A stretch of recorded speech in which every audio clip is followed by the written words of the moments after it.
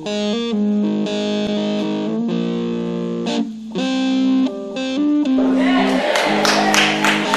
brother is one of the most dynamic individuals out.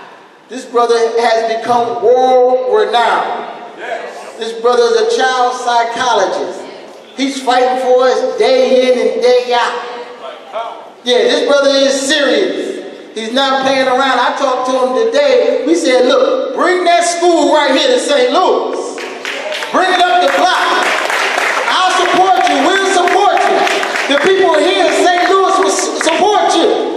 I want you to put your hands together for the Prince of Pan-Africanism, Dr. Umar Johnson, Ping Pong himself.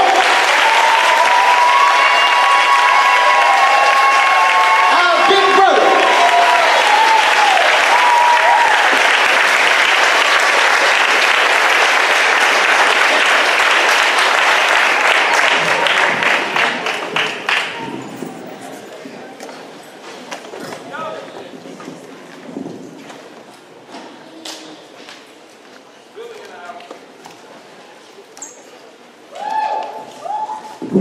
St. Louis, Missouri, make some noise, Black Thunder. How's everybody doing? Am I coming through clear there? Yeah. All right. What I want to do is I want to start by talking to the parents.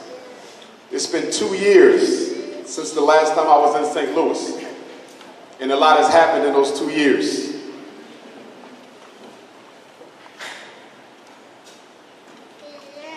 And a lot has happened in the field of education, and I want to talk to you all about that as parents. And what I want to do is I want to leave some time at the end so we can do some Q&A. Since the weather kept a lot of us away, that opens up time for Q&A. Well, the first thing I want you parents to understand, grandparents, aunts, uncles, nieces, nephews, cousins, that the time has passed for you to continue giving teachers in your child's school the benefit of the doubt. In fact, I would argue that the entire school-to-prison pipeline, the entire psychoacademic holocaust, the entire miseducation machine operates off of the assumption that you think they're doing what's in your child's best interest. When you don't know, what do? Think about the last time you was at your child's school's meeting and they asked you, can they evaluate for a learning disability? Or they asked you, could we test for ADHD? Or they asked you, could we see if he had a behavioral problem?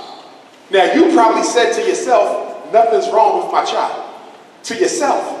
But because they were asking, you felt that you were obligated to let them investigate their hunches. And I'm telling you today, that you should never go along with the school's agenda unless it agrees with yours. That's right. What I need you to know is that the school is an extension of the mass incarceration industry. And that the teacher is the new police officer. And the principal is the new warden. And it's important for you to understand that's the reason why they care more about how your child acts in school than they do about whether they learn or not. Think about it. 85% of the time when the teacher contacts you, it ain't about learning. It's about what? Behavior. That's right. The job of a school is to educate. The job of a prison is to control. So if the school is controlling and not educating, it is in fact a jail. Now let me go a step further. When they tell you in St. Louis that we have a black boy problem, when they say we got a crisis in black boys in St. Louis, what you're letting them do is take the problem and make your sons responsible for a problem that is really on the shoulders of the white racist female teacher. See, the problem in St. Louis schools is not the black boy. The black boy can learn as well as any other child.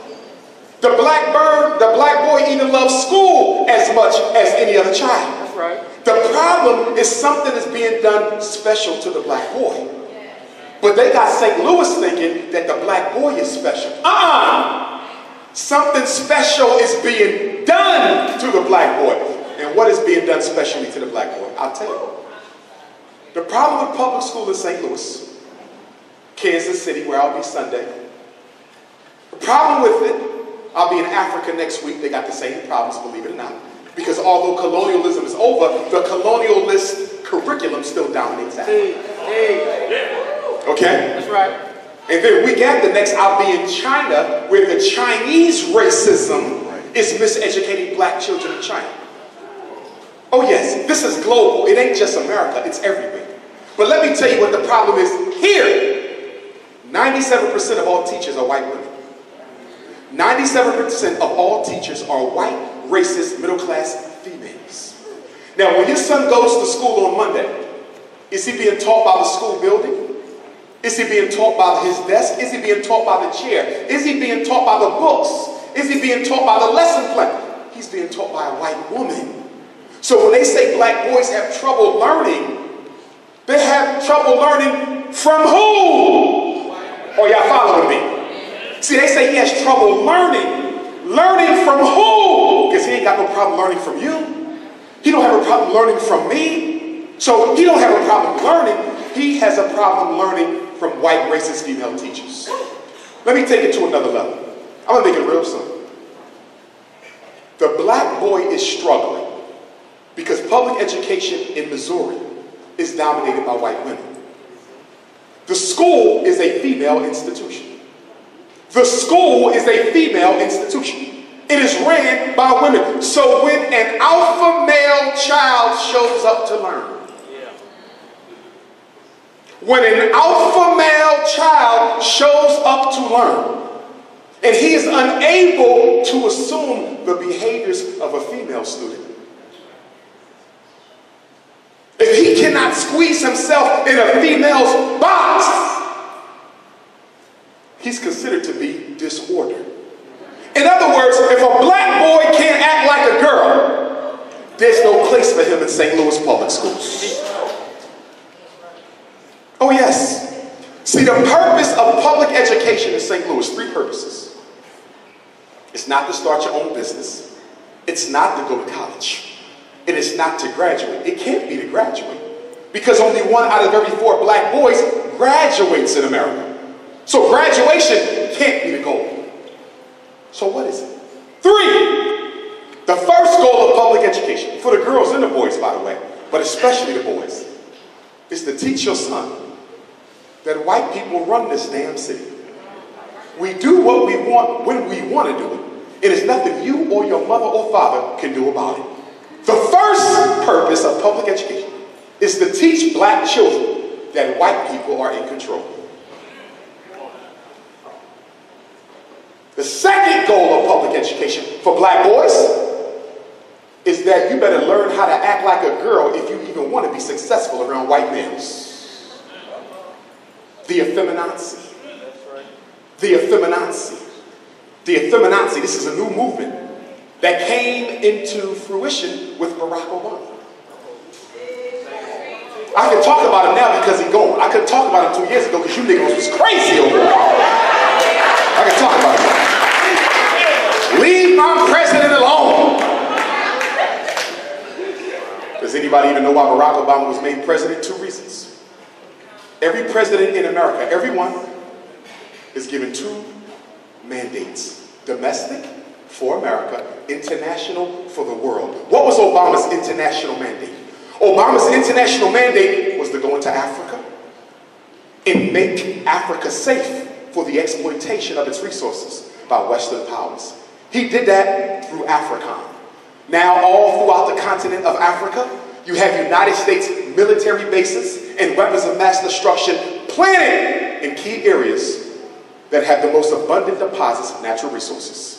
You know why they did that? So if Nigeria or Ghana or the Congo or Benin or Tanzania or Ethiopia ever decide that they don't want to play ball with America no more, they will invent a terrorist and then go in and make Africa safe for democracy. But what was Obama's domestic mandate? Because some of you Negroes thought he was Jesus come back. Don't hide now. Do not hide. Y'all quiet as hell now. 4 years ago, whatever. He got 4 more times, 4 more years. Leave him alone. You know why Obama was made president? Domestically. Obama's job was to homosexualize the black community. And he succeeded. And it had to be a black president to do it. Why? If George Bush tried to homosexualize St. Louis, y'all would have went crazy. If Bill Clinton tried to homosexualize St. Louis, y'all would have went crazy. If Richard Nixon tried to homosexualize St. Louis, y'all would have rioted, protested. That ain't the way we live. But because they used a blackface to do it, you went along with the okie doke. And let me be clear, because I'm not anti. I don't hate no African. I want to be clear about that. I love my gay brothers, gay, lesbian sisters. I love you, but I disagree with your behavior, and why? It ain't got nothing to do with no morals.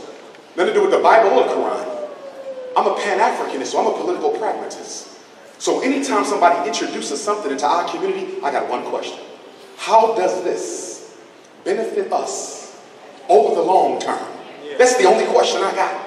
If men are going to marry men, I want to know, how does it benefit the black community over the long term? If black women are going to marry black women, how does it benefit us as a people? And black women, you need to check yourself. Because y'all remain holy. That brother needs some therapy. Get that brother a therapist.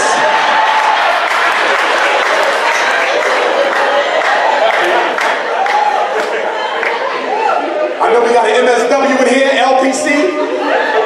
That brother clapped too damn hard. I'm picking with you, my brother. That was good. Okay? But what we got to understand is that America thrives on confusing black folks. The enemy of progress is confusion. When you don't know what to do, you don't do anything. And because the black agenda is never allowed to be the #1 agenda anymore. See, when Barack Obama became president in 2008, you were the priority minority in America. That's right. For 43 presidents, you were the priority minority. What do I mean when I say priority minority? I mean every president had to take a position on black American issues. Everybody. Whether you were pro-black or anti-black, you had to say where you stood on black America. After Obama, you are no longer the priority minority. You are the minority of the minorities. Homosexuals are more important than you now. Oh yes, gay sex is more important than black folks, yeah. Illegal immigrants are more important than you now. White women are more important than you now. Everybody more important than black folks. And guess what? It's your fault, not Obama's. Because 40 million people don't sit still for one Negro to be successful. You don't do that. You don't do that. You don't do that, but you did. And you know why you did it? Because your definition of progress needs to be reworked. Because your definition of progress, like most of black America, is to what extent can black people force white people to accept them? That's how you operate. Yes, it is. Half of you in here with 2 master's degrees, I bet you live in a white neighborhood. Because that's success. I have my 2nd master's, so I need to go live with crackers. That's your life. That's your life. See, we got to be honest tonight, St. Louis, and in being honest, we have to admit that the central problem facing black America is that you are still in love with your oppressor.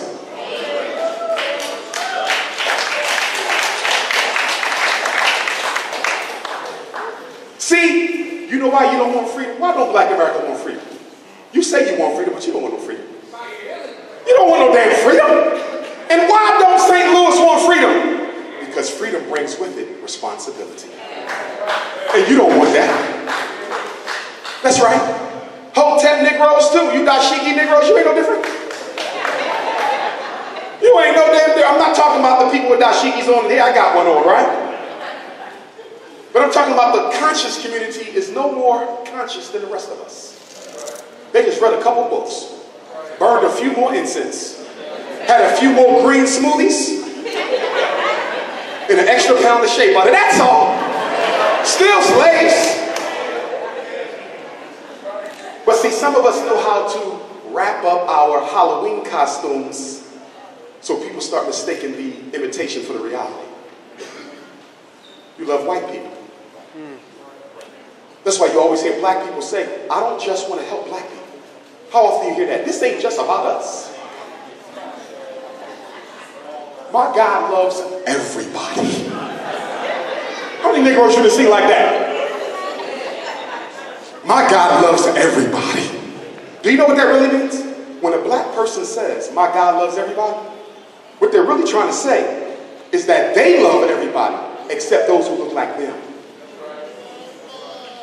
See, y'all got this multicultural problem in black America where you got to be for everybody. Y'all know that, right? Black people don't feel comfortable because you've been raised in church. I'm going to talk about church for a minute. Negroes is shaking in here. This must be a church city. One brother like, damn, I love this brother. I hope he don't say the wrong thing. Let's talk about church.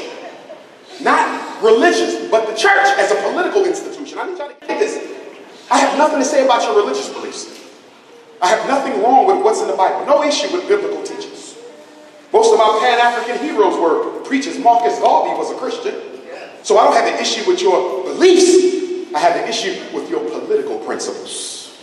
Now, churches are colorblind by nature. Churches don't do politics, allegedly. So when you grow up in a black church, you are conditioned not to see color or culture. You only see Christians and Muslims. And that's your damn problem. Because the Chinese is a Muslim and a Christian too, but he only looking for Chinamen. Arabs are Muslims and Christian too, but they're only looking for Arabs. East Indians are Muslims and Christian too, but they're only looking for East Indians. Your problem is your religion don't serve your political agenda. You're the only people in America who have to go over here to pray and over here to save black people. Have you noticed that? The European Jew can rob you and pray right there. The Chinese man to sell you them dirty shrimp and go right to church and pray right there. The East Indians will talk about opening up another store in your neighborhood right in church. And after they talked about how to get the black dollar, they will pray to their God right there. Their God serves their political agenda. Your God doesn't, and that's why you last. See, the problem with church, not religion, the politics of church, is that it takes too much from black people and gives us so little in return. How much we give to church every Sunday? $14 million nationally. $14 million nationally. Do y'all have mega churches in St. Louis? How many? 3, 4, 5, a dozen? Not black. Not black. Not black mega church. Let's just say 6. 3 to 6. No black mega church. Let me ask you a question. Is there a mega church in St. Louis that's been open for at least 5 years that has a bank, a supermarket, a school, and a hospital? Is there a black church in America? A mega church? You're not talking about the storefronts. They don't have the income. But do we have a mega church in America that has a bank, a supermarket, a hospital, and a school? Yes. No, we don't. Queen Mother, how you doing? We don't have it. And that's insane. That's absolutely insane. Because how can an institution take so much and give you so little? Our problem with the church is they take out a big mortgage to build this big prayer house. And guess who has the responsibility for paying off the mortgage? You do. You do. And who collects the mortgage for the black bank? For a black church, a white bank. So your Jesus money goes to white people. How much you want to bet? Every black church in St. Louis, the mega churches got their money in the white bank. How much you want to bet? How much you want to bet? Now, your Jesus money goes to crackers. Now, cracker, get your money. All right? And what do they do with your money? They go and invest in white people to come into the ghettos of St. Louis with your Jesus money and build mini mansions, strip malls, college apartments, raising the property value. And then guess what? They end up pushing out the same people who finance the gentrification. In other words, God's money is doing the devil's work. See, the church has given us certain core beliefs that we got to get rid of if we're going to rise as a people. We ain't got to get rid of the church. We got to get rid of the core beliefs. Core belief number one: money is the root of all evil. Guess what, St. Louis? Money is not the root of all evil. Not having no goddamn money is the root of all evil. When you leave here at night, under the moonlight of St. Louis, and you driving home, who you ducking from, millionaires or Tay-Tay?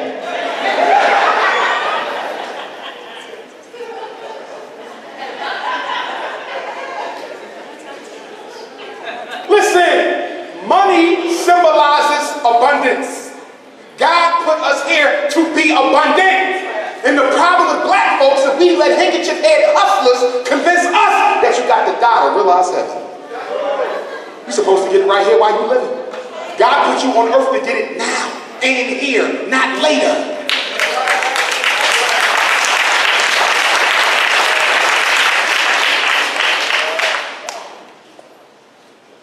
They made heaven a goal as opposed to a reality. I don't want you waiting to get to heaven. I want you to make heaven now. What did Christ say? Your heaven is here and now. But if they can convince you that you don't get it till you die, but the Chinese man is getting his heaven now. Arab got his heaven now. East Indian got his heaven now. The Negroes don't want it till they die. And then when you get up there, it's going to be a ghetto because you're going to the white man's heaven. Because most of you pray to a white Jesus. Yes, you do. You pray. See, there's two Jesuses in the black community. There's two. Some of y'all are praying to Jesus Christ. And some of y'all praying to Jesus the Cracker. Who's on your wall at home right now? Is it Jesus Christ or is it Jesus the Cracker? Let me help you out because y'all are confused. I thought they were the same thing. Listen. Jesus Christ was born in the cave in Ethiopia. Jesus Cracker was born in the manger in Bethlehem. Jesus Christ came from a blue-black tribe. Yes. Tribe of Judah. Yes. I think Jesus Cracker came from Donald Trump's family. Jesus Christ got feet like burned brass and hair like lamb's wool. Jesus Cracker looked like Michael Bolton.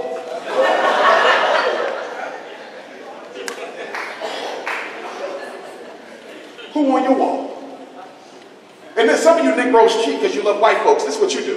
You say, Dr. Umar's right. We have no business praying to a white God. So guess what you do? You go down to the Christian store. And you know, they don't get a black Jesus. They get a Cablinasian, Mediterranean, Obama-looking Christ. I know what I'm talking about. That super light skin with the long eyelashes, red lipstick, no shirt on. Metrosexual Jesus sitting on.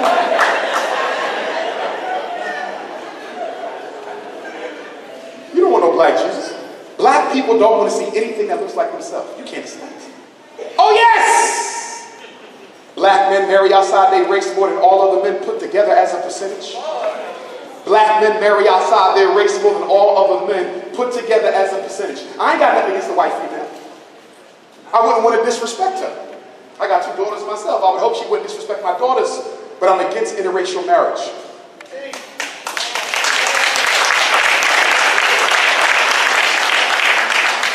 And the reason I'm against interracial marriage because marriage is a what? Financial contract. Marriage is a financial contract. Y'all might cover it up with romance and love and stuff, but at the foundation is economics. If you don't believe me, go to any divorce court. When the last time you've been in a divorce court said, I want half my love back?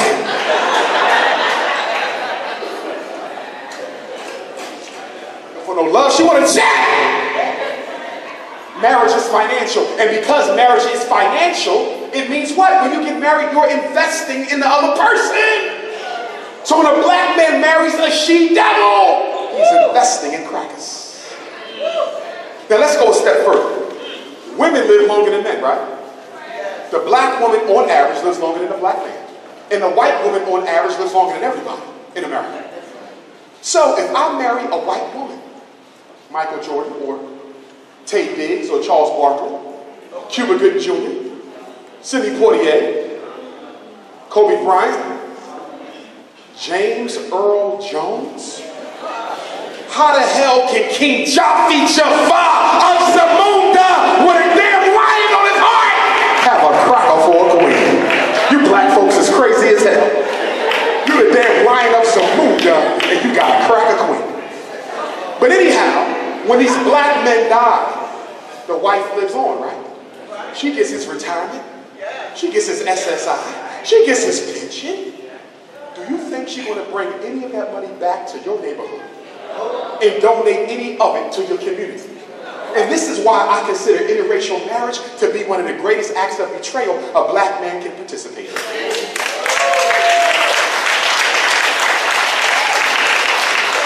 And you know what I find to be so disgraceful? Black men find it out of this world when they ask me. Like I'll be on an airplane, right? Brother comes sit next to me. Doc, I gotta ask you this, brother. And I need you to be real honest. Ain't nobody on this plane but you and me. Are you really telling me you never had sex with a white girl? No, I haven't. But it is so common for black men to do that, that it's considered, I got my red, black, and green. We're good looking out.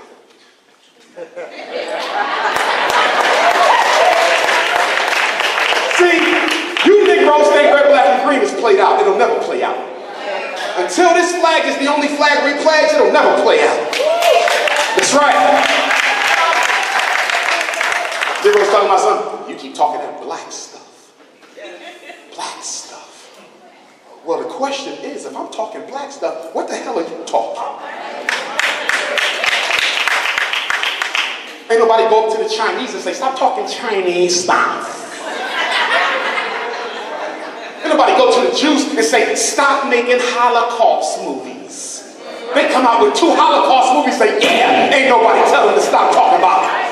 But soon when you talk about slavery, first thing they say, get over it. The Jews, they had to get over it. They lost 6 million. I can empathize with that. It was wrong. But I lost 100. How dare you? Not only that, my Holocaust is the only one in recorded history. My Holocaust is the only one in recorded history where the victims were stripped of their humanity. St. Louis, I need you to remember something really well, because white folks are trying to remix the slavery conversation. And they're trying to say that slavery was multicultural because everybody was a slave at some point in time. That's true. Most groups were enslaved at some point in time. But you need to understand, no group ever enslaved. Check your Bible, check your Quran, check Europe, check Asia, check Australia, check the entire globe. You are the only people ever enslaved in world history who were stripped of their humanity. St. Louis, do you not remember before we could fight to be free? See, y'all skip straight through the abolitionist fight. Y'all go from slavery to civil war. Our first 200 years in America, we had to fight to prove we were human beings. Did you forget that part? Did you forget that part? They said they were animals, that we was a half monkey and a half man. And I find that interesting. You know why? Because when you look at a monkey close,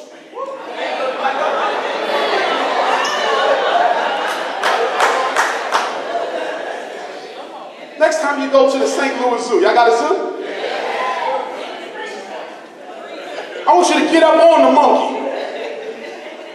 And I want you to look at the monkey's phenotype. Now, African people, phenotypically, we have a broad nose. Why? Because Africa is humid. The nose is broad so you can suck in more oxygen. In Europe, the nose is small because it's cold as hell. It'll fall the hell off. You understand? Does the monkey have a broad nose? Or does the monkey have a small yellow nose like the cracker? African people phenotypically have broad lips. Phenotypically and historically, you got white blood now, but phenotypically and historically, broad lips. Does the monkey have broad lips like Shaka Ranks? Or does the monkey got small little lips like Donald Trump? Now, let's look at the world famous hips and buttocks of the African. You're like this. Good God Almighty.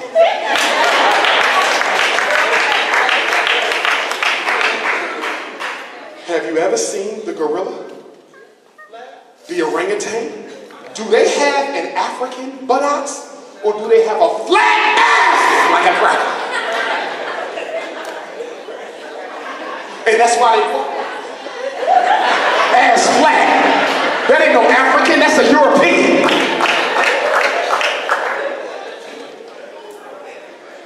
And if you shave the hair off of many of these primates, see the fur black on many of them. But when you shave it off, the body is pale white. So whose ancestor is really the monkey? And see the problem we fall into. See, this is why I'm building the Frederick Douglass Marcus Garvey Academy. Oh yes, this why.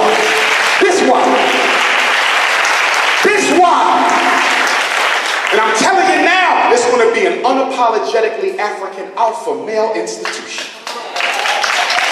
We breed men. Had a mother call me up. She said, Dr. Johnson, I love you, brother, but my son is, he's questioning himself right now. And I want to bring him to FDMG. Will he be allowed? Sure. She said, but you don't believe in homosexuality. I don't. So why is my son allowed if you don't agree? Because your son ain't gay. He's confused. Black children, babies don't have an identity, y'all. Young children ain't got no kind of identity. But when you get bombarded with a social media that has an LGBT agenda, when you get bombarded with cable and TV and the radio and a hip-hop movement that used to be alpha male, then you start questioning who you are. Gay boys can come to my school, and guess what? I won't even have to talk to them about homosexuality. All I have to do is show them the divinity in African manhood, and they'll come back to where they belong. It is nature's design that people curve to the truth if you give it to them. Confusion cannot stand one day with the truth. But the problem with us, we don't want to know the truth, because knowing the truth means you're going to have to get up and be responsible for what happens to us. And we don't want that. We don't want that. Brothers and sisters, last year, black women, I love my sisters, but you spent $9 billion on weave and perm last year. I'm not knocking nobody in here, I love y'all. If you permed out, you fine with me, because you grew up in my generation. I'm 40 years old. So my sisters who 40 and over, you come from a time where women were made to believe that the Eurocentric female beauty standard was for everybody. So I'm not knocking no sister in here for being processed. And brothers, you got to be slow to bring her into natural hair, because anybody who knows hair, and I'm a barber, if you know hair, you know what? That sometimes there can be some scalp trauma.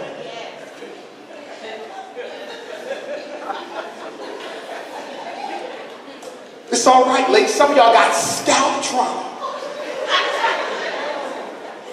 See, that's why when it's time for Dr. Umar to get married, when I found my queen, I'm not asking the questions y'all asking. How much money you make? How many kids you got? Where you work? How many degrees? Damn that! Let me ski your scalp! Damn the check! Let me see the scalp! Brothers, you gotta inspect the scalp on the queen. I dated a sister one time, she had natural hair, I thought.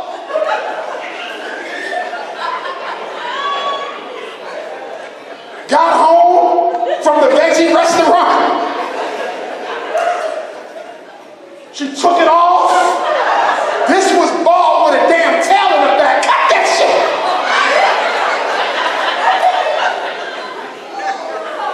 The hell I'm gonna do with Stop laughing. But ladies, in all due respect, I don't blame black women for being processed. I blame black men. Brothers, why is it our fault? Why is it our fault they spend $9 billion a year trying to look like white women? Do you want to know why? Because they study us and they have studied our tastes. And the black woman has found out that the black man prefers a woman who might have the black woman's body, but he wants her to have the white woman's phenotype. It's on us. If sisters knew that we wouldn't date them unless they were natural, they would all switch, because nobody wants to be alone. But the truth of the matter is black brothers be half-stepping, laughing at sisters with perms, but won't date one with natural hair. These are some of the hypocrisies that we have not addressed yet. See, we got 3 mental illnesses we got to deal with. Come on. Illness number 1, black people rely on God far too much to solve their problems. That's number 1. That's number 1. Ain't nobody relying on God like you, and then you make excuses. I'm spiritual. I'm spiritual. Got me incest. That ain't got nothing to do with it. You know why you're relying on God? Because you're scared of white folks.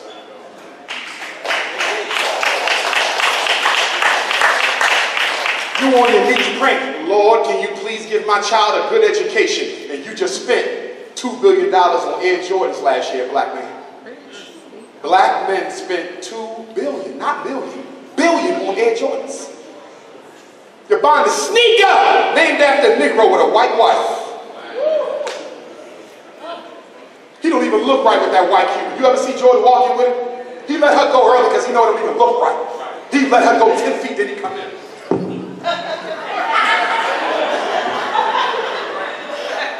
Young enough to be his daughter. Don't even make no sense. And then when black men get the white women, they don't even get the attractive ones. Them women look like hell. Them women are nasty looking Europeans. Y'all know what I'm talking about. You're making $10, $20, $30 million and that's the one you pick. Nasty. Mayonnaise cooking.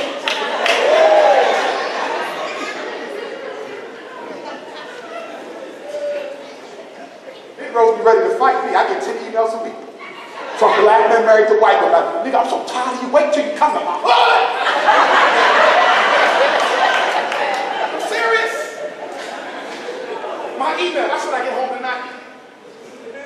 And by the way, if you want to Facebook Live or Instagram, you can. I don't mind. You pay to get in here, you can watch this. And I want to thank y'all for coming and supporting me. Because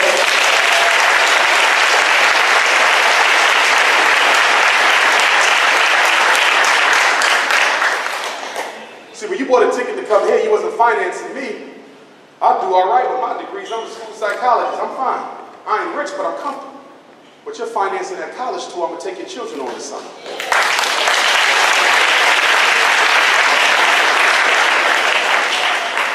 Let me talk about the college tour. For those of you who have children, sons or daughters, it's co-ed. It's co-ed. If you have sons or daughters between the age of 11 and 17, I will be hosting my 2nd annual Black College and Consciousness Tour. The first one was last year. It was beautiful. And we're going to do last year's tour again. We start in New Jersey on June 28th. I'm going to take your child to the Malcolm and Betty Shabazz Center. That's where Brother Malcolm was murdered on February 21st, 65. That's now a museum in Malcolm's honor.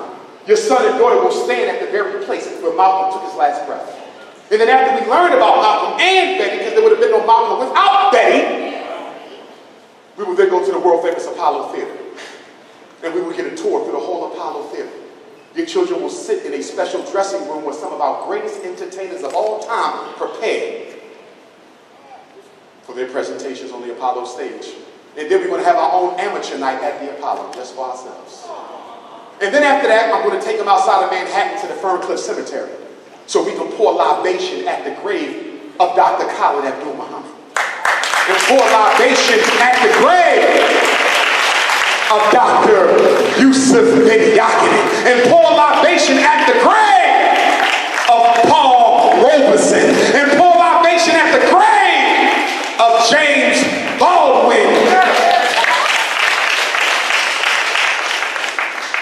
libation at the grave of young Malcolm Shabazz and Malcolm and Betty. All of them ancestors are in the same cemetery.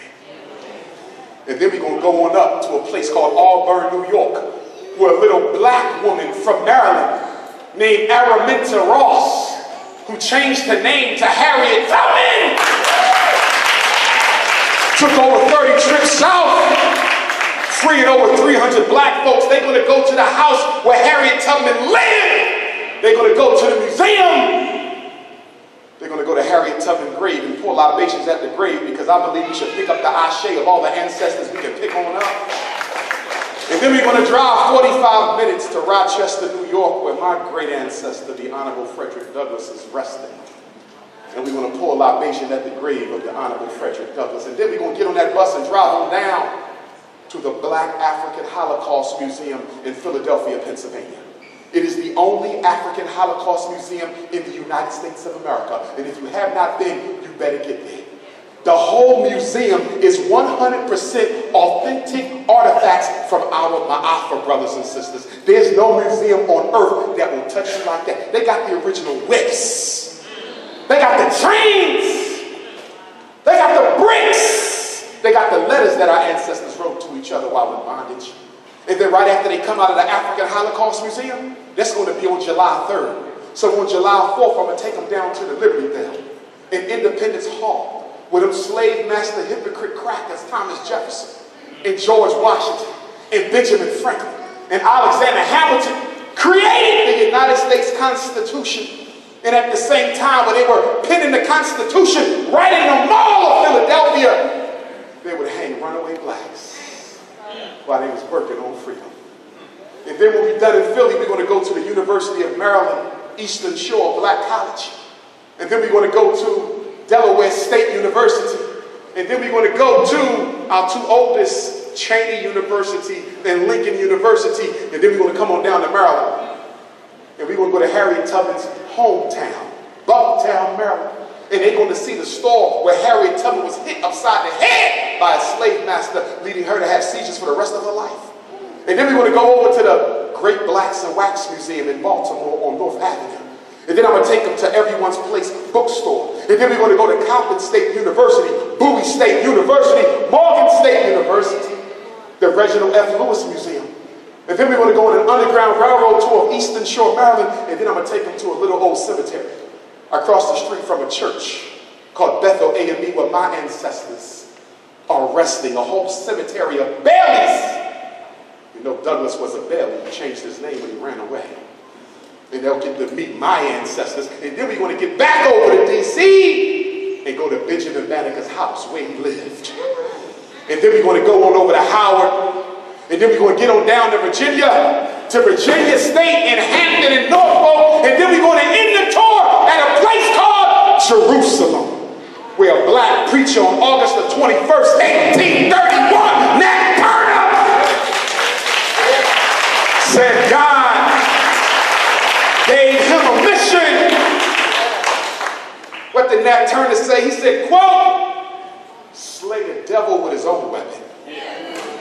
And that black preacher on my birthday, August the 21st, got his homies Hart and Travis and Nelson and Sam. And one thing they didn't show you in the Birth of a Nation movie, Nat Turner, Nate Parker did the Nat Turner. But one thing they didn't show you, sisters, is Nat Turner had a female army rolling with him. One of Nat Turner's #1 soldiers was a black woman. And they said when they pulled this sister up, I'm forgetting her name, she cursed the crackers from the time they found her to the time they put the noose around her neck. And that black woman told the devils of Virginia, you better kill me more than once, because if you only kill me once, I'm coming back again to get your ass.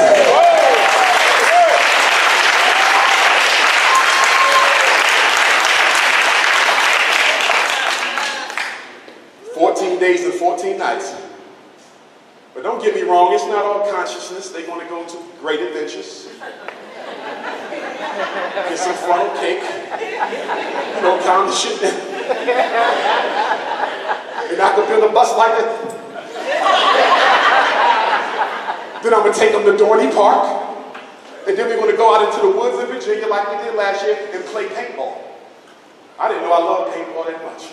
It's the chaperones against the students. It's all of them against us. They beat us last year, but we coming back. We eat at different African restaurants every night as much as we can. And then in the hotel at night, once they done learning in the day, they got me. After dinner, seminar. Night one, why are you going to be unapologetically African and what it means? Night two, why all you little beautiful black girls are going to marry beautiful black men, and why all you beautiful black boys are going to marry beautiful black girls. Night three, why you need to do well in school. Night four, start your own business. Night five, African history and culture. Night six, understanding racism, what it is and how to navigate it. Night seven, what is your plan for life after high school?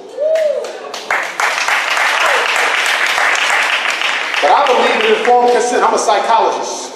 So I want to give all you parents informed consent. This is Missouri. This was a damn border state. So Come on now. this is one of them states where Abraham Lincoln let them keep the slaves and still fight for them. And some of y'all still got that slave blood. So I want to give you informed consent. Because in therapy, I got to give you a paper to sign that says this therapy might help you feel better, but it could also make you feel worse. So I'm telling y'all right now, I'm giving you informed consent. Send your child with me, son or daughter, for them 14 days. And I promise you, when they come back, they will not be who you say. So if you are a cracker-loving Negro, don't send your children on my college tour. Because I'm going to tell you right now, your 11-year-old son going to come home, he going to kick the door open.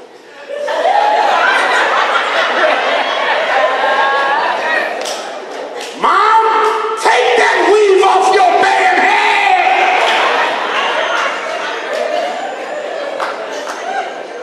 I'm telling you, you don't believe me? I had parents last year call me up on the phone.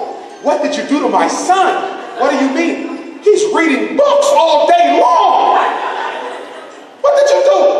All I did was expose him to the truth.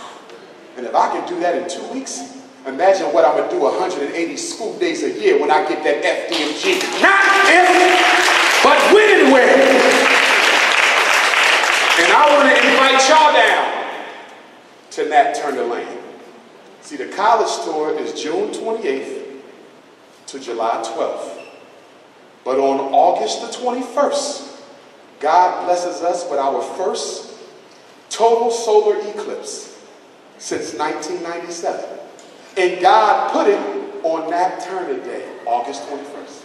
So guess what we're going to be doing August 21st, 2017 this summer? We're going to be down on a Nat Turner land, remembering not only Nat Turner, but all of the heroes and sheroes and freedom fighters that our great race have given us. So if any of you have never took the Nat Turner tour, if you've never been to the church where he preached, if you've never seen the land where his wife Cherry used to live, if you've never been to the courthouse where Nat Turner was kept before he was hanged, if you never stood in the courtyard where they took the life of that greatest of black leaders, you need to be with me in Jerusalem on August the 21st, 2017. And for those of you who've never been to Africa, I got my 4th annual Africa tour coming up this summer. This year we're going to Ghana, Togo, and Benin. In Benin, we want to go to the hometown of Toussaint L'Ouverture, leader of the Haitian Revolution. We're going to go to a city called Ouida, one of the largest slave ports out of Western Africa. We're going to participate in the African naming ceremony in Ghana. We're going to go to the Elmina dungeon, the Cape Coast dungeon. We're going to go to Asso Mansour, where our ancestors had to wash their body for the last time before they marched up to the ships.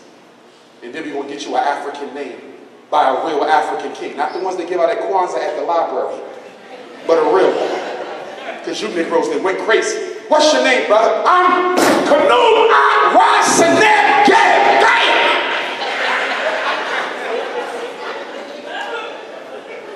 And let me say this. I don't have a problem with you having an Egyptian name. That's beautiful. That's us too. That's not allowed. That's the first. But you know what my brothers and sisters ask me when I'm in Ghana? You want to know what they ask me when I'm in Liberia? Do you want to know what they ask me when I'm in Nigeria? Do you know what they're going to ask me next week in Johannesburg? They're going to say, Dr. Umar, can you explain something to me about Black America? What?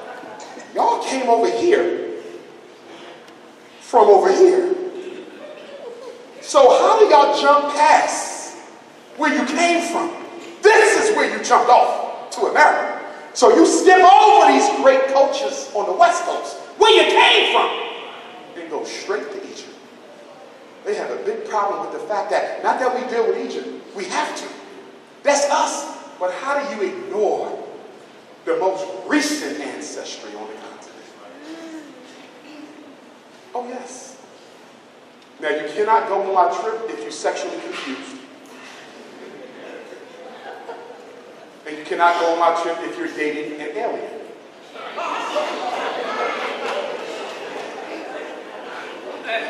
See, let me tell y'all what Pan-Africanism is, then I want to give the parents some tips, and we're going to start wrapping up because I want to sign books and take pictures at the end, and make sure you patronize all these vendors who are here tonight. That's right. And I can say that. Why? Why can I say you're going to patronize these vendors here tonight? Because you spent $600 million on McDonald's last year. What McDonald's do for you? Black people bought twice as many Mercedes Benzes as white folk in 2016, and you don't even have half the capital that white folks have. What is it about Mercedes Benz? Is that in our DNA? Is a Mercedes in our DNA? No, I'm going to tell you what's in your DNA. Self-hate. And the reason you bought that Mercedes ain't because you needed it. It ain't even because you wanted it. You wanted to look better than the next Negro on your block. You wake up with two motives in the morning. You wake up with a motive to be accepted by whites, and you wake up with a motive to outdo blacks. In my schools, I got kids talking about each other's sneakers. I got kids calling each other black and ugly, or you too yellow, you look like a ghost. I got kids, where they learn it? They wasn't born with self-hate. They learn it in your homes. And then I got Negroes talking about why he want to open up a residential school for boys.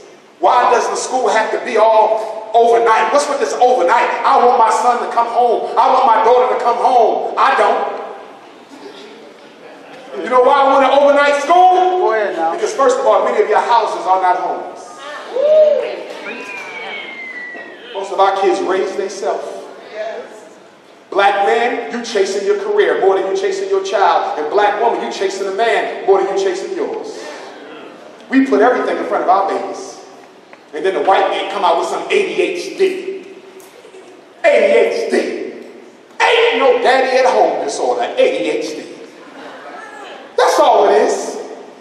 Let me take you back in time. 1980, the United States government began its new mass incarceration campaign against... I need to go back. Come on now, take your time, brother. Let me get some water. We got to listen for the silver pop. No, that's real.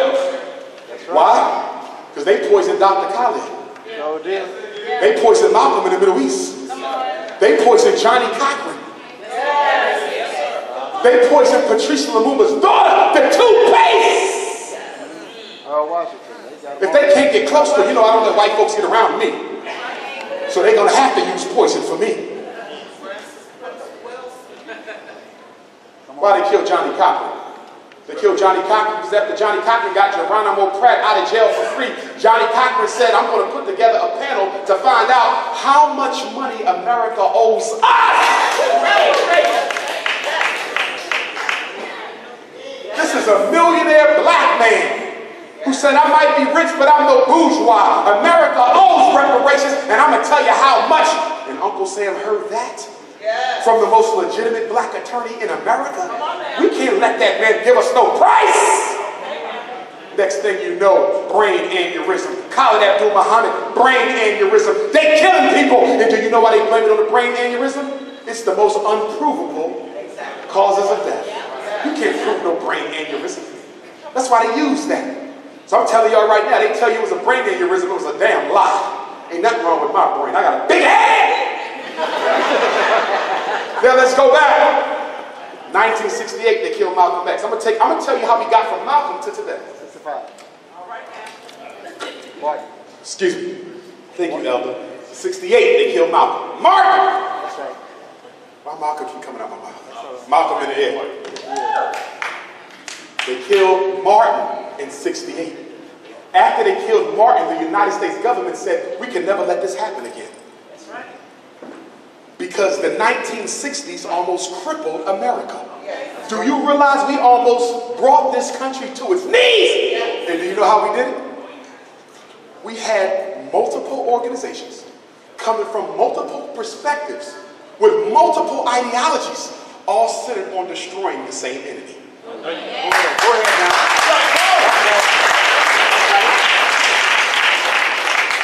Why is this significant for today?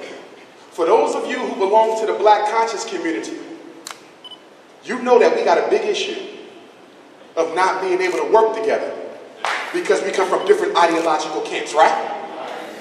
You got Hebrew, Moor, Nawapian, God and Earth, Nation of Islam, Pan-African nationalists, Pan-African socialists, integrationists, vegetarian nationalists, a damn smoothie warrior. Listen. Damn vegetarians is off the hook.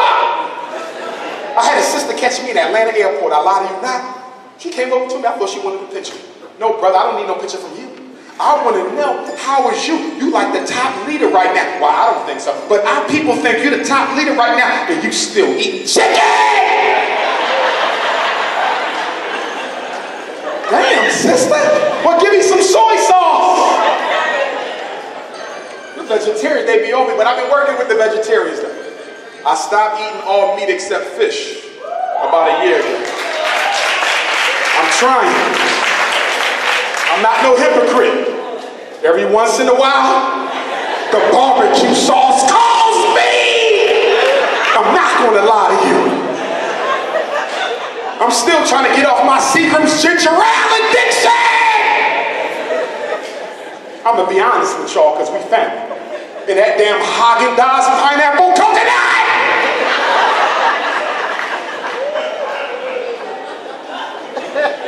I'm gonna be honest because we got elders in here. I don't want the elders to say I was dishonest. So I'm dealing with my own addictions. Seagram's, Haagen-Dazs, and barbecue sauce. So listen, if our organizations could coordinate in the 60s, it wasn't a utopia. They fought with each other, but they coordinated. Why can't we do it? I want the Nation of Islam solution in play. I want the Moor Science Temple solution in play. We damn sure gonna put the Garveyite Pan-Africanist solution in play. I want the Nawapian solution. Why does it have to be one ideology? Come on. Or none at all? Come on. Now let me go back to Martin. The United States government had to deal with Martin Luther King, Southern Christian Leadership Conference, CORE, SNCC, Nation of Islam, Garvey Movement, Deacons for Defense, Freedom Riders, the Senate Movement. Black Panthers, come on. Like 30 different groups. That's right, brother. J. Edgar Hoover, homosexual behind, he didn't know what to do. All right now. That's right. That's right. Go ahead. So guess what? After they killed King, they said never again. We will never let this happen again. And somebody said, how did they finance these organizations? Because we didn't.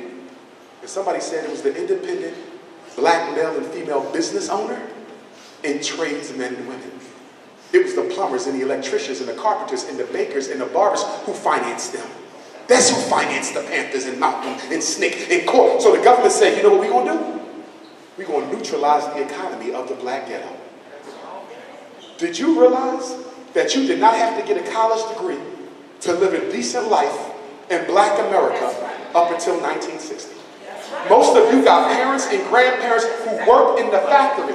Livable wage, good jobs, good retirement packages. Grandpa worked in the factory, grandma worked in the factory, dad worked in the factory, grandma worked in the factory. Middle class life, middle class home. You know when all that ended? In the 70s. The white man came into St. Louis and started taking all the factory jobs out of St. Louis. They de-industrialized St. Louis. You can ride around the city now and still see the remnants of the industrial economy. And they turned many of the old factories into what? Jails. Oh, but they didn't stop. They didn't stop. Guess what else they did in the 70s? After they took the factories out the hood so you couldn't get a job, black man, they went into the high school and took out all the industrial building trades. Up until the 60s, you could graduate as a licensed carpenter, plumber, electrician, brick mason, all high schools in St. Louis, where's the plumbing? Where's the carpentry? Where's the auto body? Where's the electric? It's gone. And they tell us we got to send all our kids to college now. Ain't that something? And most of you can't wait to send your sons and daughters to college. Ain't that right? My baby going here and my baby going there. And you know where she going? She going straight into a life of debt. We got 2 million black people in America with master's and doctorate degrees who cannot even find a job. Raise your hand if you owe student loans. I need to put both of mine up. Look around this room. This ain't nothing but debt. Put them down. Raise your hand if you got a degree, but you're not working in the field your degree is in. Look at the hands in the room. You can put them down. So what good is college if it ain't doing nothing but putting black America in debt? You owe $30,000 in loans. Your son owe another $50,000. Your daughter owe $90,000. So what are you saying, Dr. Johnson? I shouldn't send my son or daughter to college? I'm not saying that. I got 6 degrees myself. That would be hypocritical. But I am saying this. I started college in 1992. That was the 20th century. We're in the 21st now. College has lost its relevance since you and I went. That's right. So should you send your son or daughter to college? Only if you can answer 3 questions positively. The first question, did you raise your son or daughter with enough discipline to finish and do well without you breathing over their shoulder? Because a lot of you, let's be honest, my single mothers, you know I love you. You do a good job raising them kids on your own. But some of you have done a horrible job with them boys. Let's be honest. You raised your daughter well, but your son, Raheem, is trifling. Listen, too many black women in St. Louis are raising your sons to be the exact type of man you yourself would never want to date. You want a hard-working man, your son lazy as hell. You want a responsible man, your son irresponsible as hell. Could it be that you can't find what you're looking for because you keep on making the wrong thing for somebody else's daughter? And black men, you don't need to be warned nothing. Because we have not been on our job. All these black women raising these boys on their own, they should have men running up to them. Sister, I'm going to take him home.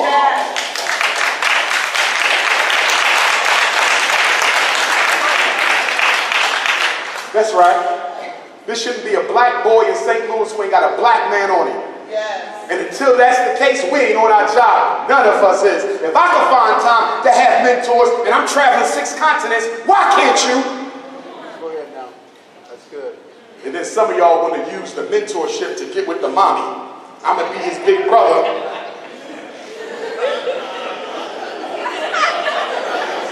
Hoping I can get a little cookie. You know, brothers go crazy over cookies. Butter almond, butter pecan, sweet brown sugar. Starbucks mocha latte. Good God almighty.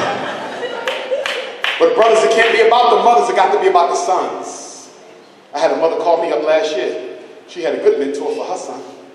She broke up with her boyfriend. The mentor stepped to her and said, listen, I've been in love with you for these past 5 years. I've been working with your son. Can we at least go on a date? She said, I'm not interested in you. The son never heard from him again. So, kill king, deindustrialize the hood. See, y'all keep talking about slavery destroyed the black family. St. Louis, slavery did not destroy. Do you realize we were still married from 1865 to 1965? Slavery didn't destroy the black family. We stayed together even in slavery when it was illegal. So what happened to the black family? When do we start seeing the rise of single black mothers? In the decline of 2-parent household? The 70s. And do you want to know why? That's when they deindustrialized the hood. That's when the black man was no longer economically relevant to the black female. I said that's when the black man stopped being economically relevant to the black female. And then the 80s came.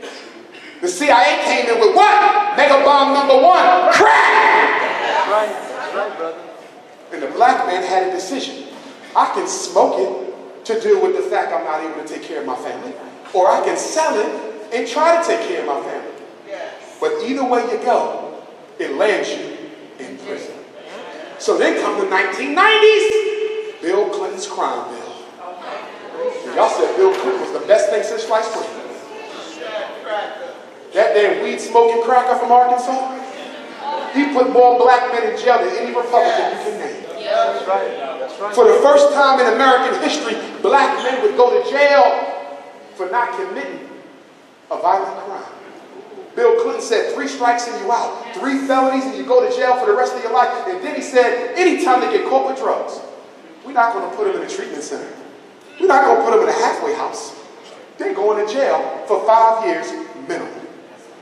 See, this is how you got to 2017. Kill King, deindustrialize the hood, drop off the crack, Bill Clinton crime bill, and then 2000. What did they give us in 2000? George W. Bush, faith-based initiative. That was it. For the first time, the black church could qualify for federal grants. Am I wrong, Queen Mother? Have you noticed the black church has been missing in action from every struggle we have had lately? You don't see them with police genocide. You don't see them with miseducation. You don't see them with mass incarceration. 50 years ago, you couldn't walk up to a pastor and tell him he was gay. Today you can. And he said, whoop, whoop. But listen to what I'm saying, y'all. The faith-based initiative, look at the initials. FBI. The preacher is the new informant in the black community. When they want to find out what I'm doing in St. Louis, they call it church. When they want to find out what I'm doing in New York, they call it church. Come on now. Now you Negroes still going to a church that don't do nothing for the community. There's exceptions to the rule, but it ain't many. That pastor know how to psychologically traumatize and stabilize your ass. You're going to go to church on Sunday, today Friday, 48 hours, you're going to go to church. You're going to say, Pastor, I just heard Dr. Umar Friday. I didn't agree with everything he said, but I think a lot of what he said, Pastor, was true. Dr. Umar said we need black power, and I agree, we need black power. You going to get out his Bible? Come on, man. And he's going to say, son, your spirit is perturbed. You worrying about power? Is that what I heard? You was down there with that damn racist Umar Johnson? Wasn't he caught up with the conscious stripper or some shit? And then the pastor gonna go,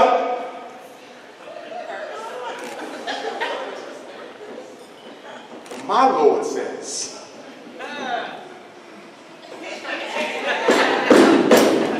come on. Blessed are the poor, for they shall inherit the kingdom of God. And then you say, but Pastor, we got half the black men in St. Louis unemployed, half the black men in Kansas City unemployed. These black men can be men to their women, and that's why the women feel like they're useless. We got to help black men get jobs and employment. And you're going to say, oh, you worried about money.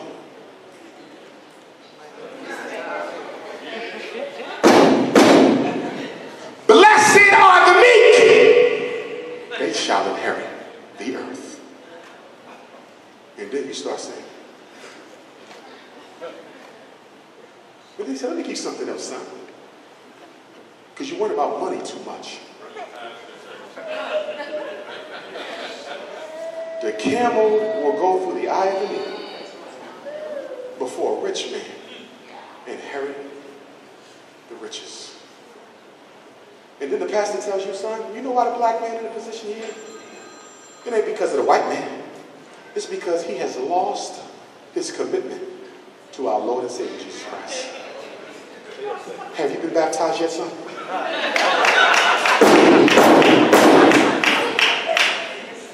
And then if he ain't got you yet, most of y'all will be done right there. And if he ain't got you yet, he will say, just a second, son, I know you're dealing with the devil right now. He's going to bring the choir out.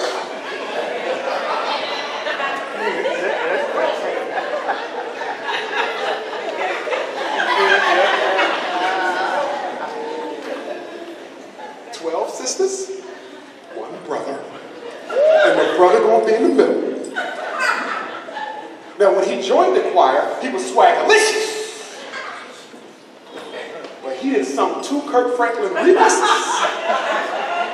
And when they hit that, woo, woo, woo, he be twerking more than the girls. And after the choir hit that note, you done. Everything I just said to you tonight was dissipated. Because the pastor is a master psychologist. And he knows how to take the most revolutionary black and break you down and make you feel loving your race is a crime before God. I should have been a pastor. You know how many schools I have right now? Put a big white Jesus out there. This is our Father. And rebuke anyone who says not. But brothers and sisters, as I prepare to wrap this up, I want to give my parents 5 tips for the schools. We at the end of the school year, right? When is the last day in St. Louis public schools? Last day for students? Go ahead. Say it, little brother. May. What day? You know the day? May 25th? Okay. Into May. Good job. Into May. You. What's your name? Marvell? Pleased to meet you, Marvell. Go back to my table and tell them you get a free Nat Turner hoodie. Go ahead back there and get your free Nat Turner hoodie. Give Marvell a Nat Turner hoodie. Tip number 1 for black parents. I hope y'all listen if y'all got children. Never, ever, ever let your child get evaluated at the end of the school year. What is Dr. Umar Johnson's rule? After April the 1st, we ain't letting no more Caucasians test black kids for special ed. Why? Because normally when they tested black kids at the end of the school year, it's to get the extra money in the budget next year. Did y'all hear me? Because every time I put a kid in special ed, the school gets paid. Special ed is a hustle. Special ed is a racket. Special ed is a con game of making money off of black children you know you never taught in the first place. The second reason you don't get kids tested at the end of the school year. Who wanted the child tested? The teacher, right? Raheem is in the 3rd grade. 3rd grade teacher say he can't learn how to read, right? Why would you put him in special ed next year with a new teacher, a new grade, new classmates off of what the last teacher felt? Did y'all follow what I just said? Why is your son going to special ed for 4th grade when it was the 3rd grade teacher who had the issues? How you know the 4th grade teacher going to view your son the same way as last year's teacher? You don't test your kids at the end of the school year unless you're looking for an SSI check. Because some of you Negroes be hustling your own kids. Let's call it what it is. Everybody pimping a black boy. The black boy is the new corporation. Psychiatrists get paid, police get paid, judge get paid, counselor get paid, social worker get paid, school get paid, mommy get paid, and he gets enslaved. Rule number 2 for parents. Never go to the school by yourself. Never go to the school by yourself. Never go to a school meeting by yourself. Why? Because the school is a criminal operation. They seek to manipulate you. They seek to bully you. They seek to intimidate you. They seek to mislead you. And they seek to coerce you. I know because I'm a principal and a psychologist. I know how to get down. They will put a black mother in the room. Black mothers, this sound familiar? You by yourself? And they come in with 25 crackers for one black mother. Raise your hand, black woman, if you ever went through that. Why am I outnumbered? Look at these hands. Why am I outnumbered? And then this is what they do. You got the black mother in the middle, the principal, vice principal, principal intern, dean of students, grade group leader, reading specialist, counselor, social worker, psychologist, basketball coach, trash man, window sweeper. Why do they gang up on y'all black mothers? Why they gang up on y'all? Because they're trying to intimidate you intellectually. Do you know the purpose of ganging up on you is? To make you feel You might be his mother, but we have the degrees. You feel me, Queen? Man, hurry up. Get us some therapy! I'm good. We have the, so they're trying to get you to feel, you the mom, but I went to Harvard. You the dad, but I went to Yale. And what do you say to that? You may have went to Harvard, you may have went to Yale. I ain't got nothing but a GED, but let me explain something to you. I got a PhD when it comes to that child. You got to talk back to them so they know not to play games with you. And then they're going to come at you.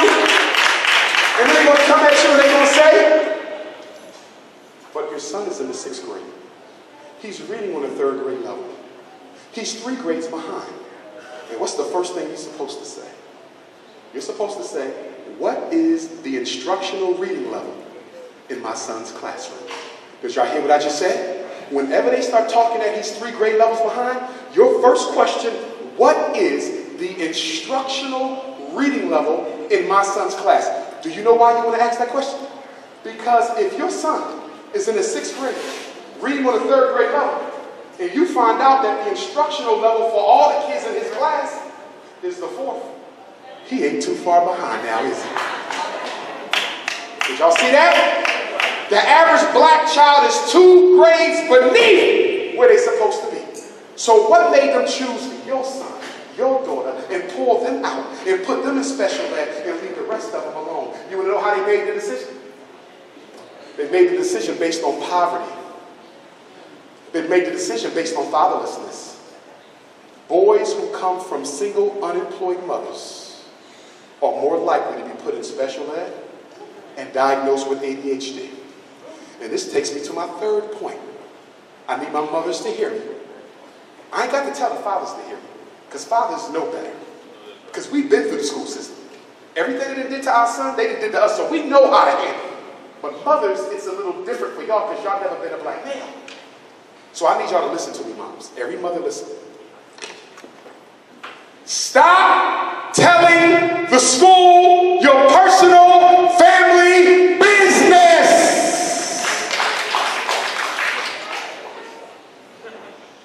Black moms, stay looking for sympathy from white people. Black mothers, stay looking for sympathy from white people. Let me tell you how they get you.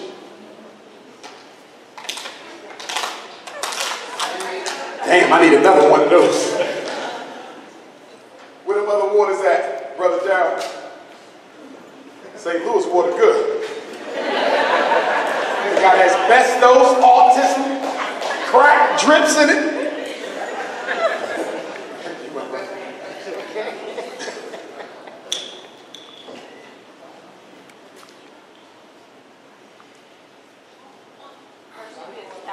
I had an ADHD moment, but I'm back! Now, listen. You better cut it out, Queen Mother. Listen, you go to the school, right? And you say, listen, Miss Slurbanowski. Miss Slurbanowski. This is the 3rd time you've called me to come get my son out of school early. I'm a single mother. I have 3 kids. My oldest son, his dad in jail. He ain't coming home. My 2nd child, his son got murdered. My 3rd child, I don't know where his daddy at. I'm raising 3 kids on my own. My mother was nice enough to let me use her spare back room. Me and my 3 kids is living in my mother's house. 4 of us in the same room. But listen to me, Miss Slurbanowski. I started a new job last week, a good job. My boss just gave me a promotion. But my probation period is 90 days. I cannot call off. I cannot take off early. I cannot come in late. Miss Slurbanowski, I know my son is hard. You know why? His daddy in jail. They were like this. My son and his daddy was like this. The daddy not there. This ain't no ADHD. This is absent daddy from home disorder, Miss Slurbanowski. So if you can work with me, miss, I know you got 30 kids. But if you can work with me, I promise you, once I become permanent at my job, Raheem's behavior will change totally. Just give me 3 months. Can you work with me, Miss Slurbanowski? Can you just give me 3 months? Please, I'm begging you, miss. I do not want to put my son on drugs. Please. And then she plays your ass. She goes,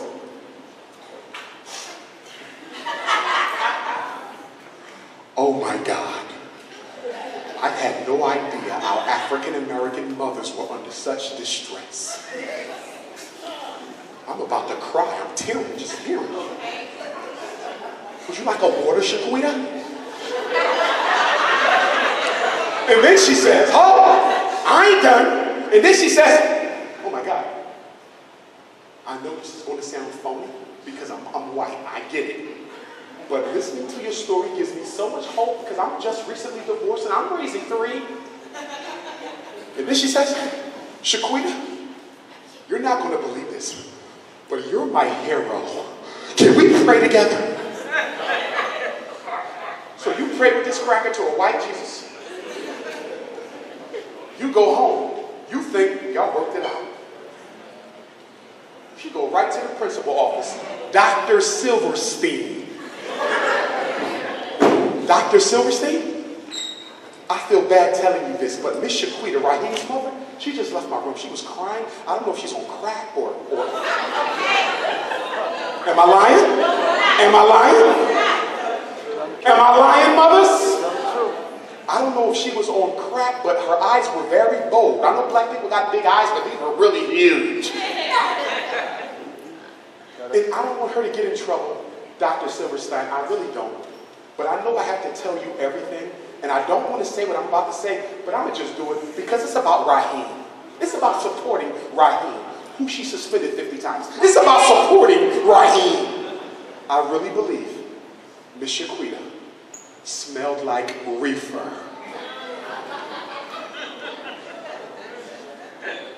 Your trip to the school to get the crack at a back off turned into a referral to Child Protective Services. You know how it started?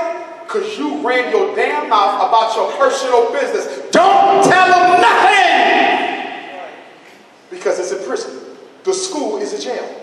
And anything you say can and will be used against you in a court of law. Point number 4 of 5. And I'm going to wrap up. Point number 4. The learning disability is an opinion. The learning disability is an opinion. ADHD is an opinion. Emotional disturbance is an opinion. Mild mental retardation is an opinion. I've been a school psychologist for almost 20 years. I've testified in due process. I've helped standardize some of the major assessments. I know my craft. When I sit down and test your child, the only thing the test gives me is what? What does the test give me? Scores. Does the test give me a diagnosis? No. Where does the diagnosis come from? Me! It's my job to look at the scores, interview the mom, interview the teacher, observe the kid, and from what I see, I believe that there's a chance that Raheem may be retarded. I believe that there's a chance that Shaquita may have a math disability. I believe that there's a chance that little Randy may have a math disability. Is it a fact? No. Is it scientific? No. It's nothing but my opinion. So will you parents please stop running around here talking about my son got a reading disability. Your son ain't got a reading disability. Do you know what he got? A sloppy and lazy as hell Negro child disability. That's your son's problem. I could diagnose your son right now. I could diagnose your son. No test. I don't need no test. That Negro wants to be the next LeBron and he don't think nothing else matters. Tell me at home. Tell me at home. Talking about, Dr. Johnson, when you come to St. Louis, could you sit down with my son and do a couple little tests and tell me what you think? I ain't even got to do no tests. I'm going to walk in your house and I'm going to scan your home for books. I'm scanning your home for a dictionary. I'm scanning your home for a thesaurus. I'm scanning your home for a quiet place where a growing child can sit down in silence and do some damn work. And guess what? Your house is not conducive to academics. You ain't got a book in there. You ain't got a bookshelf. You ain't got a dictionary. You ain't got a thesaurus. No room is quiet. No room is quiet. Special ed? Special ed ain't nothing but the highway to jail. Why you put your kid in special ed for? Because they told me he would get extra help.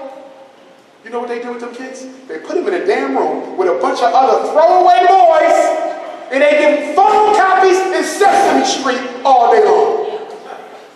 Oh, you don't believe me? I work in them classrooms. There's nothing special about special ed. Can I say it again? There's nothing special about special ed. And if you don't believe in psychiatric medicine, you don't believe in ADHD. Did you hear me, mothers? If you don't want to give them no Concerta, if you don't want to give them no Ritalin, if you don't want to give them no Adderall, if you don't want to give them no Lectur, if you're not going to give them no Vyvanse, no Depakote, no Prozac, why was he testing? What was the purpose of the ADHD test? You know what the purpose was? To get a label so they can force you to put the pills in his mouth. And we know that Ritalin is what? 1 molecule away from cocaine. And this is what you give your son. And they don't even tell you that it sterilizes boys. He won't even be able to have kids because his mother and daddy thought it was necessary for him to be able to sit still long enough to learn about Christopher Columbus.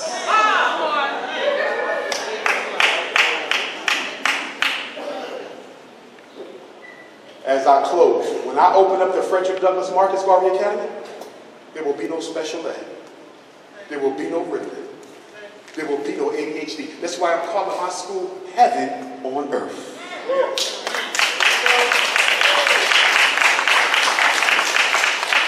And guess what I'm going to do for all the slow-ass black kids? I'm going to have a special assembly.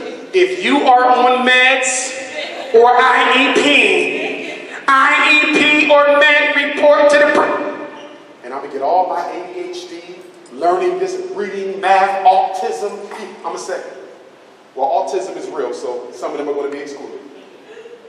And the reason we got so many black kids diagnosed with autism is because I love putting white shots in their arms.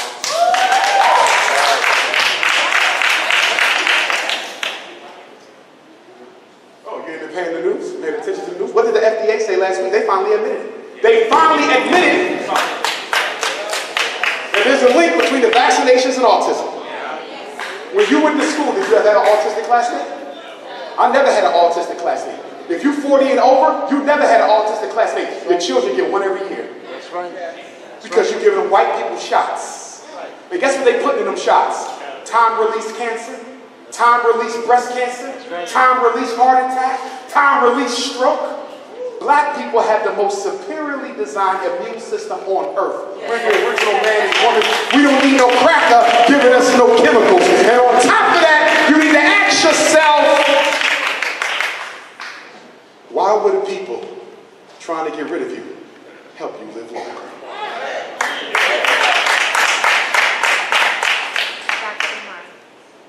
Parents, do one thing.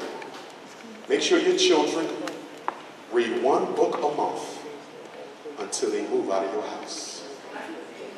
Make sure your children read one book a month. Non-fiction. I'm not talking no Harry Potter. Why do I want that to happen? 4 things happen when you read. Your children pick up new vocabulary words without even knowing what they are.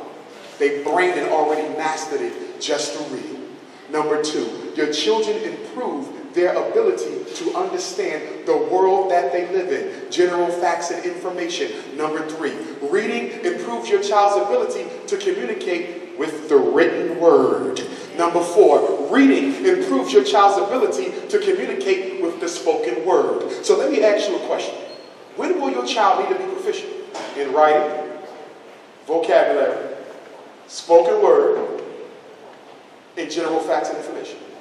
Missouri State Assessment. You put your kid in a white private school, you're paying $15,000 a year. The white private school ain't doing a better job teaching your black kid. You know what they're doing a better job of? Reinforcing literacy skills. That's it. He's doing better because the tests that they give our children are designed for middle-class white children on their grade level. And black kids in St. Louis are not exposed to the level of vocabulary that they expose middle-class white kids to. So just by transferring your child to a white school, the scores go up, not because they're being taught, but they're being exposed to a whole different level of vocab. In conclusion, parents, if you haven't read my book, make sure you get it. And if you still have questions after that, I have a free Black Parent teleconference that I've been running for the past 5 years. free. If you ever have a question about your son or daughter, any of you, education or mental health, you can call me every Tuesday, 6 a.m.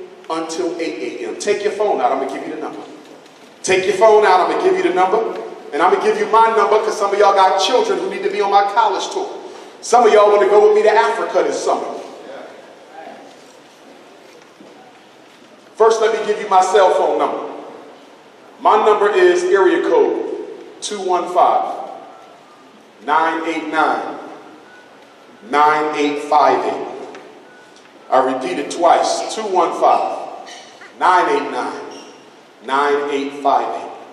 Last time for my special ed parents.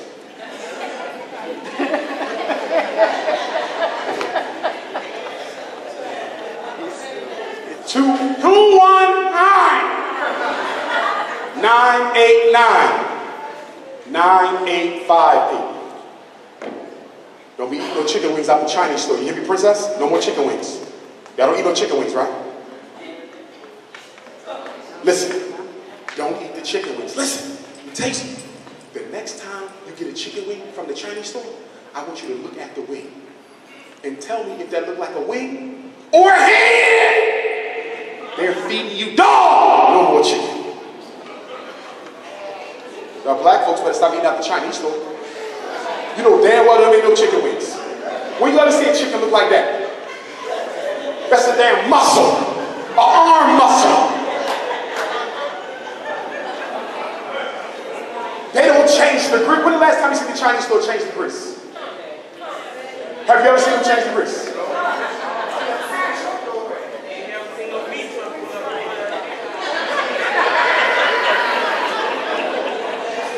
Ladies and gentlemen, let me give you the phone number for the Tuesday morning call. The number I just gave you, my personal cell phone, okay? You can text me for the link for the college tour registration next week.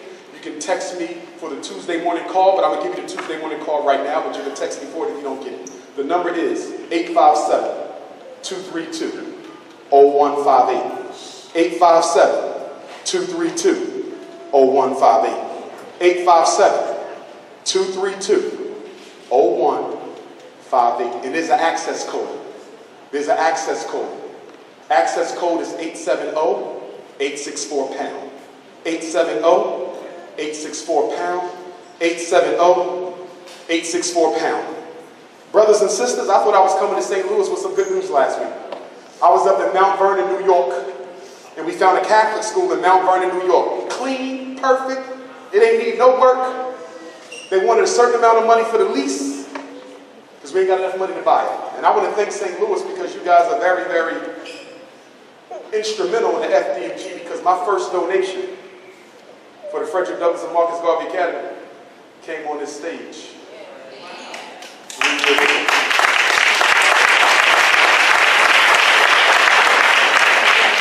So wherever that school is at, and it might even be in St. Louis. I got some empty schools around here. Well, me and my good brother from Better Family Life, they're going to help me get my hands on the school list. I'm going to come back, and I'm going to walk through these schools and see what we can do. All right?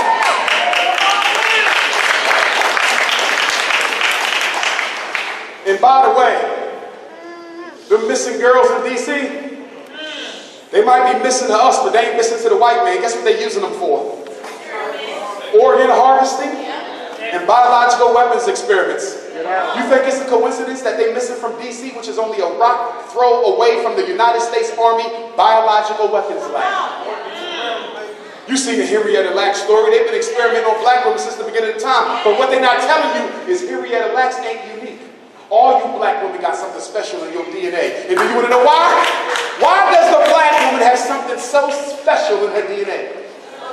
Because you are the only human being, sister. You are the only human being, sister.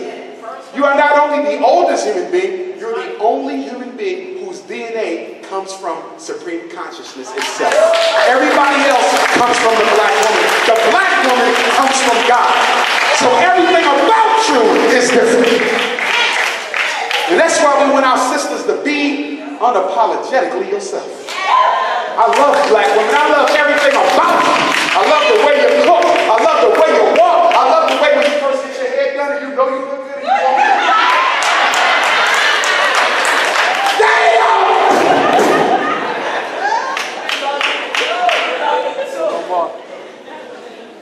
That new hairdo look. She's just like, yeah. I love it. So sisters, be original. And brothers, we got to start showing our boys to respect and honor black women wherever we find them. Black men, if you got a woman in your life and y'all walking down the street and you see a group of little boys playing, you know what you should do? You should stop, hug and kiss your mom, kiss your queen, and then tell him this is the best thing ever happened to me. We got to sell love for black women to black boys, because right now there's a war that's crucifying the image of the black family right before our eyes. You see Empire. Yeah. Let's look at this now. Come on now.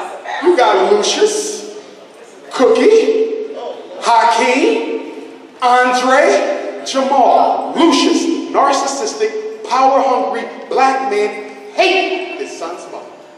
You got Cookie, stereotypical, big mouth, power-hungry hood rat. Hakeem, hyper-masculine, hip-hop head, uses women but don't like it. Andre, bougie, Ivy League, white having Negro, but he started liking a piece of chocolate last season.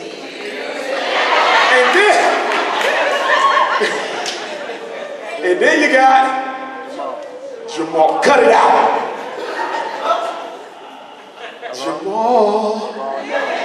Hyper feminine, in love with a white male, but he did not know.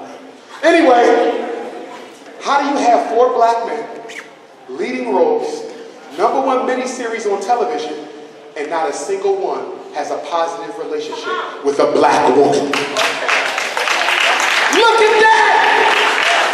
They conditioning our children. They want black boys to think black women ain't worth nothing. That's why all these reality shows project black women with the same image.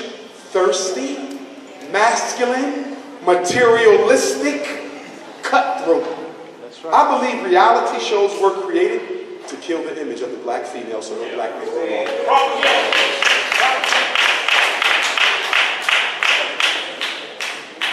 I'm going to close with my quote. I'm going to close with my quote from my ancestor Frederick Douglass. And afterwards, y'all want to do Q&A or y'all want to go straight to the business? And you want your book signed? Okay, we'll probably do 5 questions. And then after that, y'all want to come and support my brother here. Y'all going to come and support the queen here.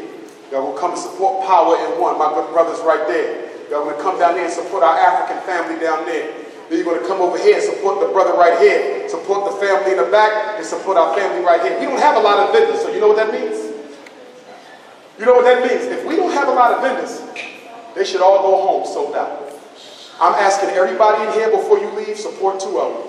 I don't care which 2 you choose. If you can support them all, support them all. It's better for you and blessings from the ancestors. But if you can only support 2, find 2 vendors and buy something from them. That's all I ask of you. Because you've been putting Chinese kids through college, getting nothing back from it. You've been putting Jewish kids through college, getting nothing back from it. You've been putting Arab children through college, getting nothing back from it. So please sell out our vendors tonight.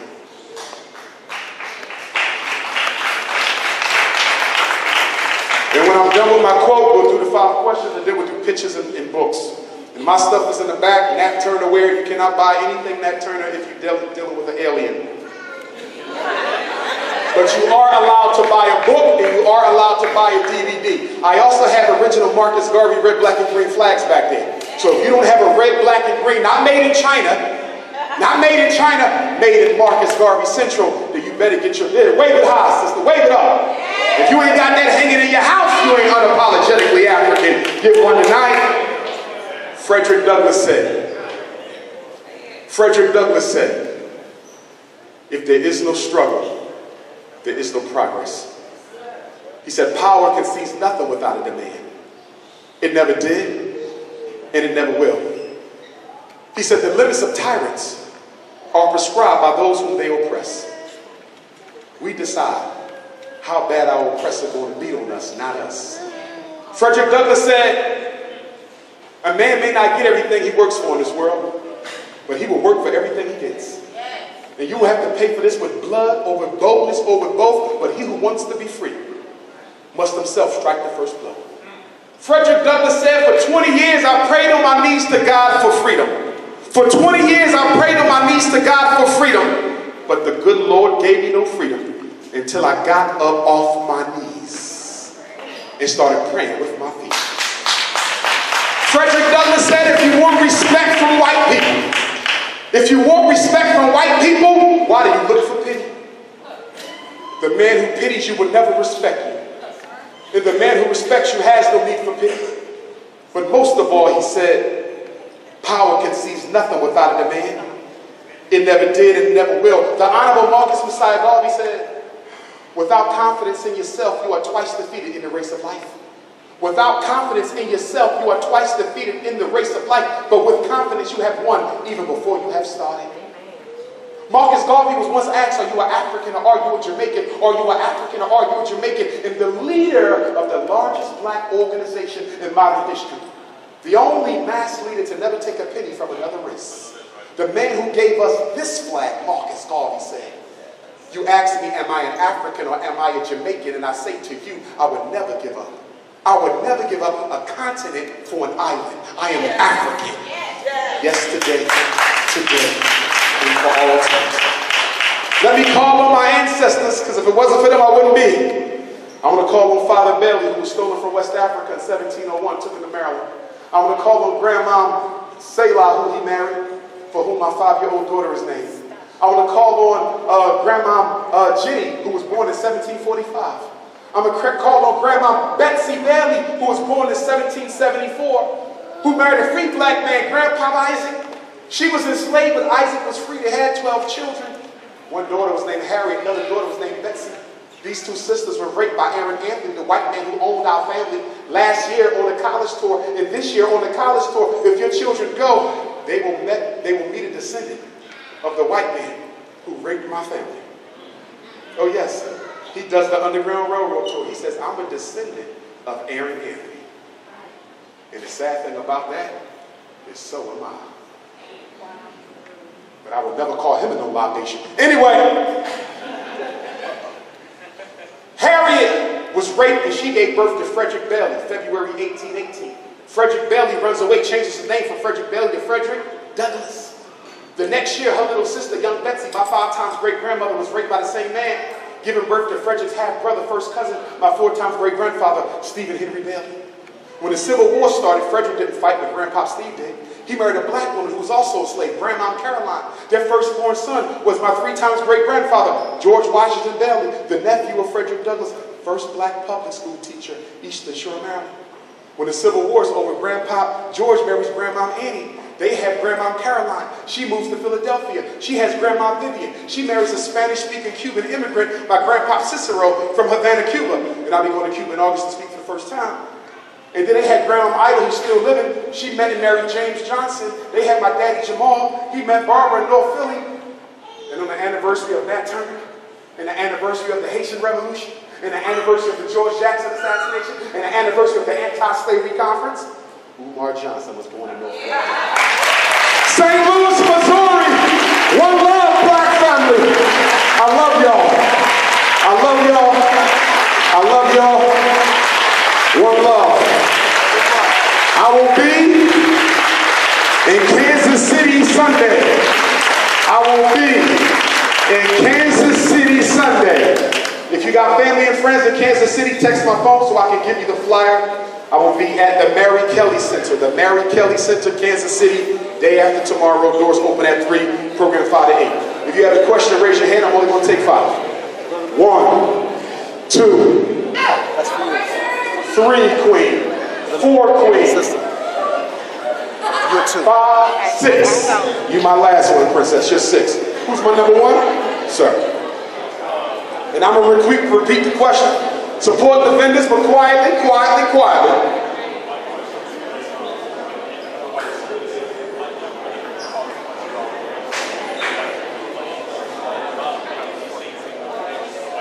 Excellent. Listen up. The brother's question was, and we're going to start that line there. We're going to start the book sign and picture line over here. Don't come up the steps, but at the bottom of the steps, that's the line. The brother asked me about the role that the white woman plays in white supremacy. Guess what her job is?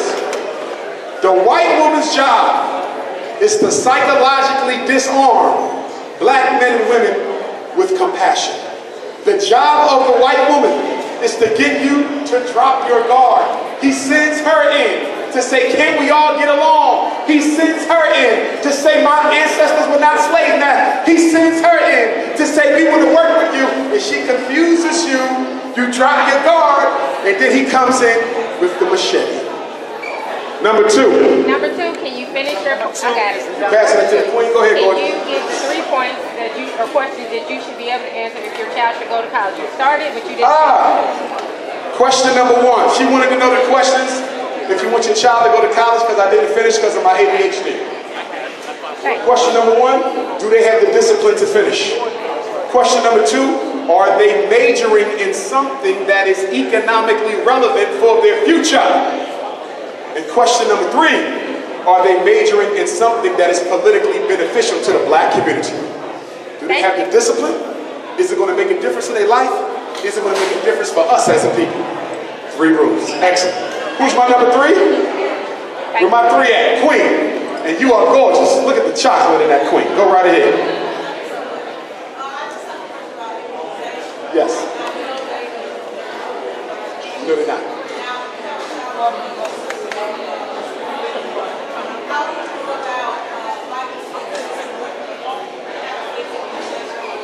Okay, the question is about childhood immunizations. Listen up. 2 states require immunization. They only respect medical exemption. Mississippi and West Virginia. And now California. 3 states.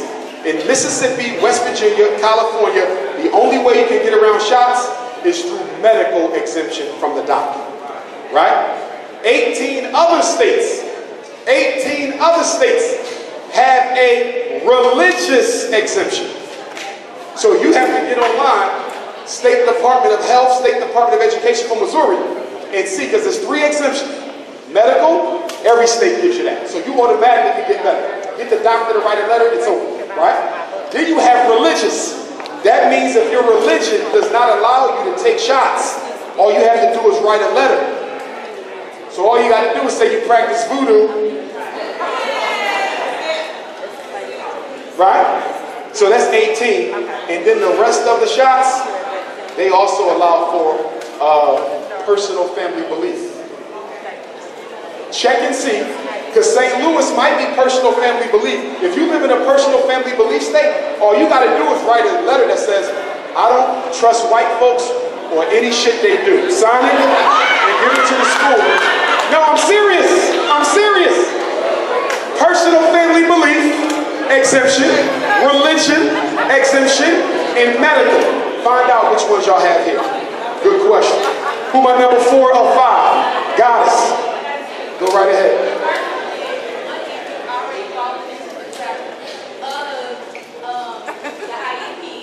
He's already in special ed. What grade is he in?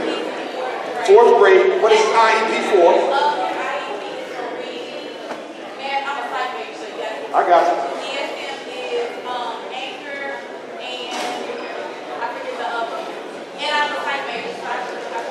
First, I'm going to beat you for signing that paper for them to evaluate. Sign it! But I know you didn't know. It's as simple as this. Do you want him out of special ed totally? If you want him out of special ed totally, all you have to do, if you want your child out of special ed totally, is call an IEP meeting and tell them I want my child exited right now. Right now. If they want to, they can fight you, file due process with Missouri, and say this child needs to stay in special ed. A hearing officer will come out. They will hear your argument why you want them out. They will hear the district argument for why they want them in. Most of the time, you will win. That's all you got to do. I don't want them in special ed. Out. It's really just that simple. Okay, my second question is, how do I will turn down for this area? You're a realtor. Okay, so how does Realtor, what you say? Yes, I'm a So Well, I need you to give me a list of schools then. I'm serious. Give me a list of schools. I'm very I'm very serious. I'll come right back. How do I implement a program to let our people know about credit readiness and for home ownership? Because my problem is a lot of our people who are paying someone else to get it. And I'm learning that because they don't let too many of us. That's right. That's right. And I've had it, and my goal is to teach every last one of you that you don't have to agree with me. Strong.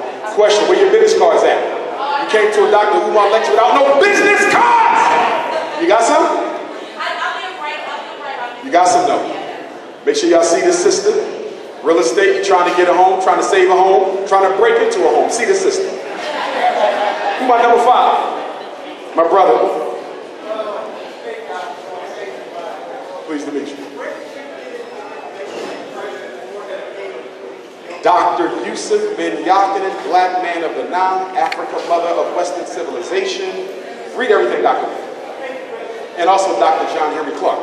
And also Dr. Ivan Van Sertima. And also Dr. George G.M. James. And also Dr. John G. Jackson. All right? Text me and I'll send you the names. Read them all. Master teachers. Last question is for my princess. I'll bow to you. You can ask yours in the microphone. My question was, how did Harriet Tubman die? How did Harriet Tubman die? Harriet Tubman almost lived to be 100 years old. She died a natural death. I believe she contracted pneumonia and ultimately died of pneumonia. But she died a full life. She lived a full life, almost 100. There's a message in that for you, princess. You know what it is? Yes, it is. Harriet Tubman lived a very dangerous life, right? She was helping our ancestors escape from slavery to freedom. Then she was a nurse.